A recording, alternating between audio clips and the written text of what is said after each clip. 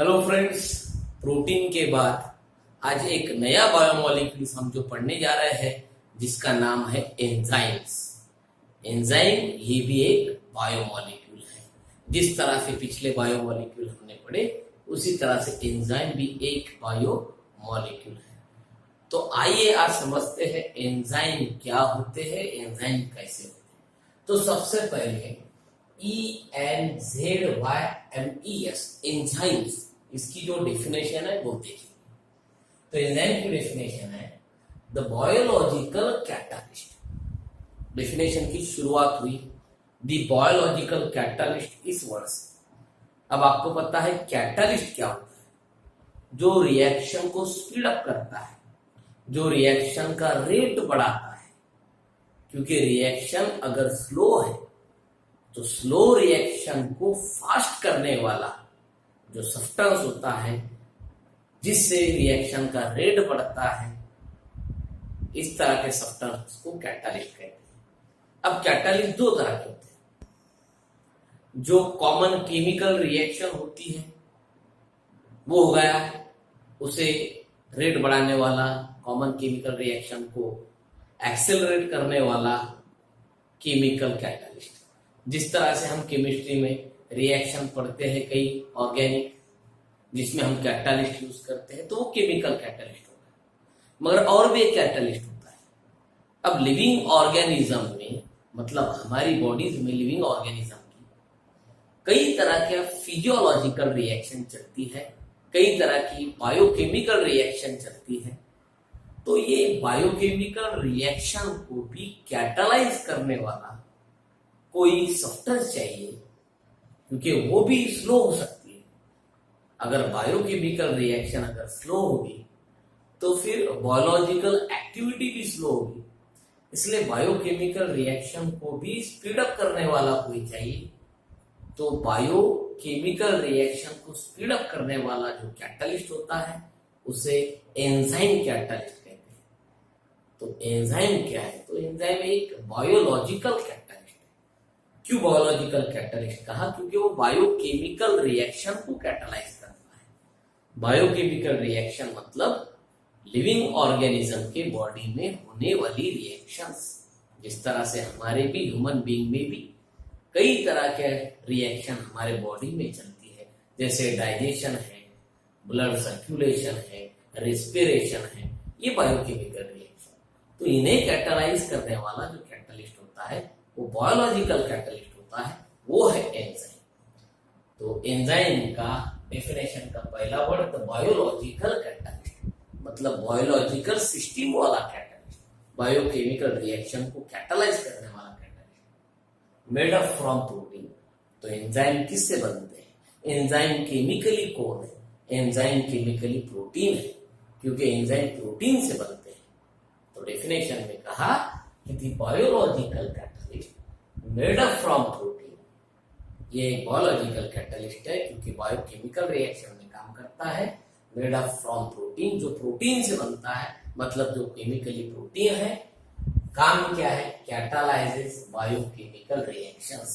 जिसका काम है, जिसका रोल है, जिसका फंक्शन है बायोकेमिकल रिएक्शन को कैटालाइज करना। कैटालाइज करना मतलब बायोकेमिकल रिएक्शन का स्पीड बढ़ाना, उसे एक्सेलरेट करना, उसका रेट बढ़ाना।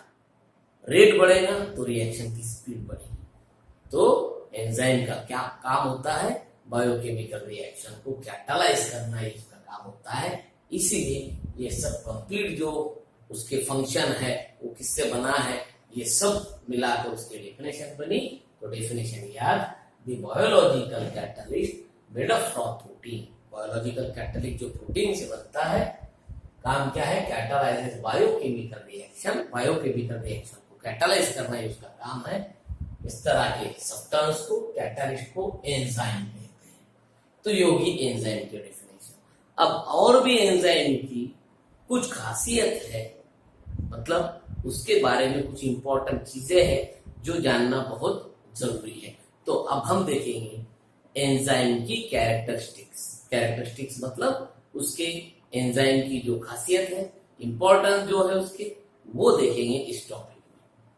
सबसे पहला जो मुद्दा है it is build up from protein. वो तो हमने डेफिनेशन में लिखा कि एंजाइम प्रोटीन से बनता है। तो आपको अगर पूछे कि केमिकली एंजाइम क्या है तो आप क्या बोलेंगे, एंजाइम केमिकली प्रोटीन है। काम क्या है, catalysis biochemical reaction. Biochemical reaction को कैटालाइज करना उसका काम है। ये होगा पहला मुद्दा। दूसरा, every living cell contain at least 1000 different enzyme. इसका मतलब हमारी कोई भी एक सेल, तो उस सेल में कम से कम 1000 एंजाइम, अलग अलग 1000 एंजाइम पाए जाते हैं। मतलब हर लिविंग सेल में कम से कम 1000 डिफरेंट, 1000 डिफरेंट एंजाइम पाए जाते हैं। मतलब हमारे बॉडी में कितने एंजाइम हैं। आगे, दे आर स्पेसिफिक, ये सबसे इंपॉर्टेंट होता है। They are specific selective in their action. वो अपने काम में बहुत स्पेसिफिक होते हैं, बहुत सिलेक्टिव होते हैं। इसका मतलब इस तरह से, अगर एक एंजाइम है तो उस एंजाइम का अपना जो रोल है, फंक्शन ठहरा हुआ है, डिसाइडेड है। एक एंजाइम एक ही रिएक्शन को कैटालाइज करेगा, वो एंजाइम अब दूसरी रिएक्शन को कैटालाइज नहीं करेगा। मतलब एक एंजाइम एक reaction, single enzyme single reaction. एक एंजाइम सिर्फ एक ही रिएक्शन के लिए बना है, वो एंजाइम दूसरे रिएक्शन में काम नहीं करेगा। अब ये क्या होगा, उसकी रिएक्शन के towards selectivity, specific action. Enzyme अपने काम में बड़े स्पेसिफिक होते हैं, एंजाइम अपने काम में सिलेक्टिव होते हैं। क्यों इस तरह से कहा गया, क्योंकि एक एंजाइम एक ही रिएक्शन को कैटालाइज करेगा, एक एंजाइम दूसरे रिएक्शन में पार्टिसिपेट नहीं होगा, क्योंकि वो एंजाइम की सिलेक्टिविटी एक ही रिएक्शन में है, दूसरे रिएक्शन में नहीं। मतलब एक एंजाइम अगर आपने लिए तो वो एंजाइम एक ही रिएक्शन के लिए बना होता है, क्योंकि वो अपने एक्शन में स्पेसिफिक होता है, सिलेक्टिव होता है। इसलिए इस मुद्दे में क्या बोले, दे आर स्पेसिफिक। स्पेसिफिक मतलब सिलेक्टिव इन देयर एक्शन, अपने काम में बड़े ही सिलेक्टिव होते हैं। One enzyme catalyse only one reaction. एक एंजाइम एक रिएक्शन को ही कैटालाइज करेगा, एक एंजाइम दूसरे रिएक्शन में भाग पार्टिसिपेट नहीं होगा। तो एंजाइम की सिलेक्टिविटी का स्पेसिफिक एक्शन का एक बहुत अच्छा एग्जांपल है। हम स्टार्च लेते हैं, व्हीट से, राइस से, जवार से, हमारे बॉडी में स्टार्च मिलता है हमारे डाइट।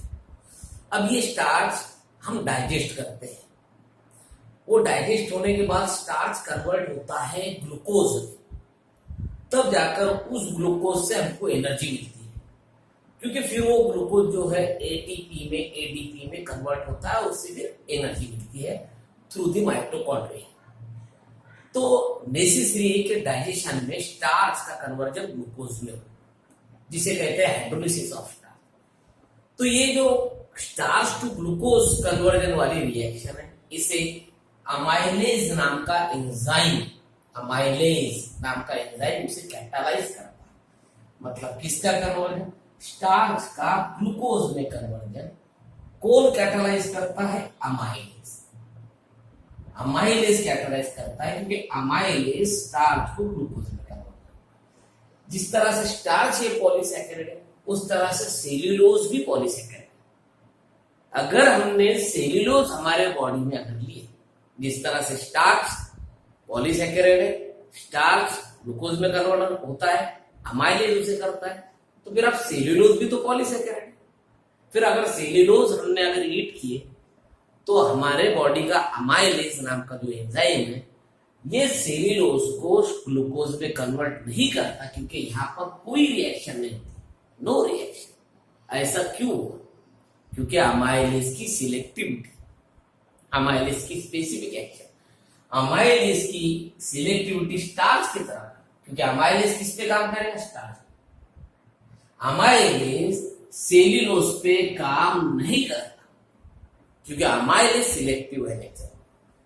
अमाइलेज का काम सिर्फ स्टार्च को डिकम्पोज करना है, सेल्यूलोज को नहीं। इसलिए वो सेल्यूलोज लेने पर अमाइलेज काम नहीं करेगा, वहां पर रिएक्शन नहीं होगी। क्यों, क्योंकि अमाइलेज की सिलेक्टिविटी स्टार्च की तरफ है, अमाइलेज की सिलेक्टिविटी सेल्यूलोज की तरफ नहीं, क्योंकि हर एंजाइम अपने काम में सिलेक्टिव होता है, स्पेसिफिक होता है।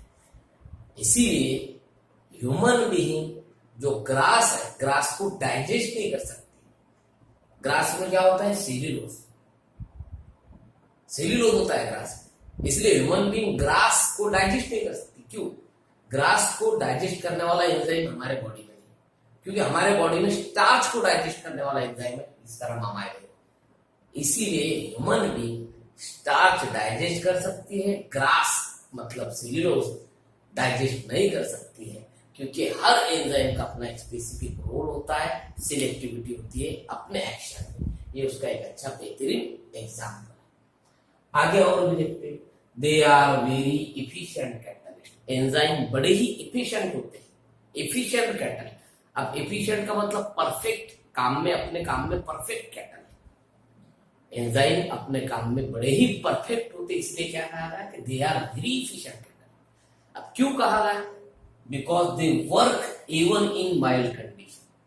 कितनी भी स्लो रिएक्शन हो हमारे बॉडी में, कितनी भी माइल्ड रिएक्शन हो हमारे बॉडी में, उस स्लो रिएक्शन में भी वो काम करते हैं, स्लो रिएक्शन को भी कैटलाइज करने का काम करते हैं। रिएक्शन भले ही कितनी भी स्लो हो, उस रिएक्शन को भी वो कैटलाइज करते हैं, इसलिए वो अपने काम में बहुत ज्यादा परफेक्ट होते, एफिशिएंट होते।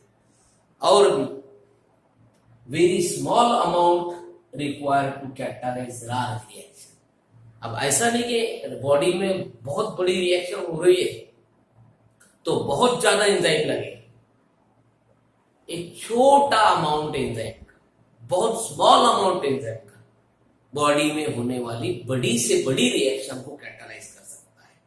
मतलब कितनी भी बड़ी बायोकेमिकल रिएक्शन हो, बहुत स्मॉल अमाउंट में भी एंजाइम अगर उसमें पार्टिसिपेट करता है तो वो काफी है, क्योंकि बहुत बड़ी से बड़ी रिएक्शन को स्मॉल अमाउंट ऑफ एंजाइम भी कैटलाइज कर सकता है, क्योंकि वो बहुत इफिशिएंट होते हैं अपने काम में। इसलिए बोले very small amount required to catalyse large reaction. और सबसे बड़ी बात, एंजाइम हमारे बॉडी में किस तरह से काम करते हैं, तो एंजाइम का मैकेनिज्म हम देखने वाले हैं, जिसे कहते हैं मैकेनिज्म ऑफ एंजाइम एक्शन। किस तरह से एंजाइम हमारे बॉडी में काम करते हैं, ये अगर समझना है तो मैकेनिज्म ऑफ एंजाइम एक्शन देखना होगा। वो टॉपिक हम अभी देखेंगे, मगर यहाँ पर एक सेंटेंस में बोला है the enzyme action takes place as. हमारे बॉडी में एंजाइम एक्शन किस तरह से होती है? Lock and key model. जिस तरह से एक लॉक होता है और उस लॉक को एक स्पेसिफिक की होती है, क्योंकि हर कोई की से हर कोई लॉक नहीं खोल सकता, तो एंजाइम एक्शन ये लॉक एंड की मॉडल जैसी होती है। मतलब इसमें जो एंजाइम होगा वो एंजाइम लॉक जैसा काम करेगा, और ये एंजाइम जिसके साथ काम करता है, जो सबस्ट्रेट जिसके साथ रिएक्शन होनी है, वो सबस्ट्रेट की जैसा काम करेगा। एंजाइम लॉक बनेगा, सबस्ट्रेट की जैसा काम करेगा, तब दोनों के बीच एक जो रिएक्शन होगी वो रिएक्शन से प्रोडक्ट बनेगा। तो एंजाइम किस तरह से काम करता है ये अगर समझना है तो एंजाइम एक्शन समझना होगी। तो सबसे पहले एंजाइम एक्शन में आपको एक पॉइंट समझना है, मतलब हम देख रहे हैं मैकेनिज्म ऑफ एंजाइम एक्शन, उसमें समझना है each and every enzyme having one और मोर एक्टिव साइट। हर कोई एंजाइम में एक या एक से ज्यादा एक्टिव साइट होती है। अब एक्टिव साइट का मतलब क्या है? जिसे बाइंडिंग साइट भी कह सकते हैं, एक्टिव साइट या बाइंडिंग साइट। मतलब हर एंजाइम पर एक या एक से ज्यादा एक्टिव साइट होती है। एक्टिव साइट का मतलब ऐसी जगह जहां पर दूसरा कोई उसे बाइंड होगा, इसलिए बाइंड होने वाली जगह को बाइंडिंग साइट लिखा, एक्टिव साइट या बाइंडिंग साइट। ऐसी एंजाइम के शेप पर, स्ट्रक्चर पर होती है। मतलब हर एंजाइम पे एक या एक से ज्यादा बाइंडिंग साइट, एक्टिव साइट होती है। अब वो किसके लिए होती है? तो उस बाइंडिंग साइट पर, एंजाइम के एक्टिव साइट पर सबस्ट्रेट बाइंड होता है एंजाइम के साथ। यही समझाना है मैकेनिज्म। तो देखिए ये lock and key model enzyme का किस तरह से काम करता है, lock and key model of enzyme action. तो ये लिए हमने एंजाइम, जैसे इस तरह से उसका शेप है। और ये जो एम्प्टी स्पेस आपको नजर आ रही है, ये जो एक स्पेसिफिक यहाँ पर जगह जो बन चुकी है एंजाइम के शेप में, इसे कहा एक्टिव साइट। एक्टिव साइट को ही हम बाइंडिंग साइट भी कह सकते हैं। मतलब ये ऐसी जगह है जिसपे यहाँ पर उसे एंजाइम को सबस्ट्रेट बाइंड होगा, तो ये जगह लॉक जैसा काम करे। मतलब एंजाइम क्या होगा, लॉक। ये लॉक जैसी जगह है, जैसा कोई लॉक पर तो की उसमें इंसर्ट करने के लिए जगह होती है, उसी तरह से एंजाइम के स्ट्रक्चर, ये एक्टिव साइट, बाइंडिंग साइट, ये इस जगह पर सबस्ट्रेट उसे बाइंड होगा, इसलिए एंजाइम लॉक जैसा काम करेगा। तो ये क्या होगी एंजाइम की स्ट्रक्चर की इतनी एम्प्टी जगह, ये होगी बाइंडिंग साइट या एक्टिव साइट। इस पे कौन बाइंड होगा, सबस्ट्रेट। अब ये सबस्ट्रेट कहां से आएगा, जो रिएक्शन चल रही है बायोकेमिकल रिएक्शन, जिस रिएक्शन को कैटलाइज करना है उस रिएक्शन का सबस्ट्रेट, तो वो जो सबस्ट्रेट होगा रिएक्शन का, वो एंजाइम के एक्टिव साइट के शेप जैसा होगा। मतलब ये सबस्ट्रेट ये एंजाइम के एक्टिव साइट पर, मतलब लॉक पर कौन बाइंड होगा, जिस तरह से सबस्ट्रेट का शेप अगर मैच करता है एंजाइम के एक्टिव साइट से, वही सबस्ट्रेट उसे बाइंड होगा। इसीलिए तो एंजाइम अपने एक्शन में सिलेक्टिव होते हैं, क्योंकि हर कोई इस लॉक को ओपन नहीं कर सकता एंजाइम की। मतलब ये जो साइज है इस एंजाइम के लॉक की, ये किसी स्पेसिफिक सबस्ट्रेट के लिए बनी, हर कोई सबस्ट्रेट के लिए नहीं बनी। इसलिए इस लॉक पर ये जो सबस्ट्रेट है वो बाइंड होने वाला एंजाइम, इसलिए सबस्ट्रेट क्या होगी, की होगी। इसका शेप किस तरह से होना चाहिए सबस्ट्रेट का, वो एंजाइम के एक्टिव साइट को मैच होना चाहिए। मतलब इस जगह की जैसे कि कोई लॉक जो है उसके लिए कोई स्पेसिफिक की होती है, वही की उस लॉक को खोल सकती है, दूसरी की से वो लॉक नहीं खुलेगा। क्यों, क्योंकि इसकी साइज और ये एक्टिव साइट की साइज वो मैच होनी चाहिए। तो वही सबस्ट्रेट एंजाइम के इस एक्टिव साइट में बाइंडिंग साइट में बाइंड होगा। फिर ये सबस्ट्रेट एंजाइम के एक्टिव साइट में बाइंड होने के बाद ये लॉक में ये की फिट बैठने के बाद दोनों से बनेगा एंजाइम सबस्ट्रेट कॉम्प्लेक्स।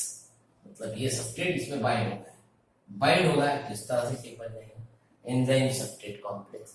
अब यहां पर क्या होगा, एंजाइम सबस्ट्रेट कॉम्प्लेक्स बनने के बाद इस एंजाइम के सरफेस पे सबस्ट्रेट में रिएक्शन होगा। सबस्ट्रेट मतलब रिएक्टेंट होगा और भी कोई रिएजेंट होगा उसमें। ये जो सबस्ट्रेट है ये दो या दो से ज्यादा होंगे, उनमें रिएक्शन होगी इस एंजाइम की सरफेस। फिर रिएक्शन होगी इसका मतलब एंड कहां पर होगी, प्रोडक्ट पे। मतलब ये जो सबस्ट्रेट है एंजाइम सबस्ट्रेट कॉम्प्लेक्स बनने के बाद सबस्ट्रेट सेपरेट होगा एंजाइम से, क्योंकि वो क्या बना चुका होगा, प्रोडक्ट बना चुका होगा। ये प्रोडक्ट बन गया क्योंकि ये इसमें से प्रोडक्ट रिएक्शन होने के बाद, सबस्ट्रेट कंबाइन होने के बाद, रिएक्शन होने के बाद प्रोडक्ट बन चुका। प्रोडक्ट जो है, प्रोडक्ट की जो शेप है वो एंजाइम के एक्टिव साइट जैसी नहीं है। इसका मतलब उसे आप एंजाइम से सेपरेट होना पड़ेगा, क्योंकि एंजाइम की साइज, शेप एक्टिव साइट की और जो नया प्रोडक्ट बन चुका है उसकी शेप और साइज वो मैच नहीं करती। तो ये जो सबस्ट्रेट है अब प्रोडक्ट फॉर्म में सेपरेट हो जाएगा और एंजाइम एज इट इज, ये जो है enzyme as it is reaction से रिकवर होगा। जिस तरह से रिएक्शन होने के बाद कैटलिस्ट रिएक्शन से सेपरेट हो जाता है, उसी तरह से एंजाइम भी रिएक्शन से सेपरेट हो जाएगा। फिर ये एंजाइम और कोई नई रिएक्शन में पार्टिसिपेट होगा और फिर वो रिएक्शन को वो कैटलाइज करेगा। मतलब हर एंजाइम एक्शन के एंड में एंजाइम सेपरेट होता है, रिकवर होता है वो जैसा था वैसे, और एट द एंड प्रोडक्ट मिलता है। तो ये जो प्रोडक्ट है ये एंजाइम एक्शन में आखिर में मिलता है। तो यहाँ पर एंजाइम एक्शन एंड होती है। मतलब इन शॉर्ट किस तरह से समझना है, एंजाइम को वन और मोर एक्टिव साइट है वो लॉक जैसा काम करेगी, उसमें कोई स्पेसिफिक सबस्ट्रेट भी फिट बैठेगा, जो सबस्ट्रेट है वो की जैसा काम करेगा, दोनों कंबाइन हो गए, एंजाइम सबस्ट्रेट कॉम्प्लेक्स मिलेगा। एंजाइम सबस्ट्रेट कॉम्प्लेक्स बनने के बाद सबस्ट्रेट की रिएक्शन होगी एंजाइम के सरफेस पे, सबस्ट्रेट कन्वर्ट होगा प्रोडक्ट में और एंजाइम भी रिएक्शन से रिकॉर्ड होगा। इस तरह से ये लॉक और की मॉडल एंजाइम का काम करता है। तो आज पढ़े एंजाइम क्या है, एंजाइम की क्या इंपॉर्टेंस है और एंजाइम एक्शन किस तरह से चलती है। बहुत इंपॉर्टेंट टॉपिक। यहाँ पर ये एंजाइम बायोमोलिक्यूल हमारा एंड हो गया। अब इस बायोमोलिक्यूल चैप्टर में एक इंपॉर्टेंट बायोमोलिक्यूल हमारा बचा है। तो आने वाले अगले पीरियड में, अगले वीडियो में हम देखेंगे न्यूक्लिक एसिड मतलब डीएनए और आरएनए जो इंपॉर्टेंट बायोमोलिक्यूल्स हैं किस तरह से होते हैं। तो नेक्स्ट वीडियो में, तब तक ये जो पिछले वीडियो है, आज का वीडियो है, अच्छी तरह से देखते रहिए। उसी तरह से लाइक कीजिए, कमेंट कीजिए, चैनल को सब्सक्राइब कीजिए। Okay, thank you.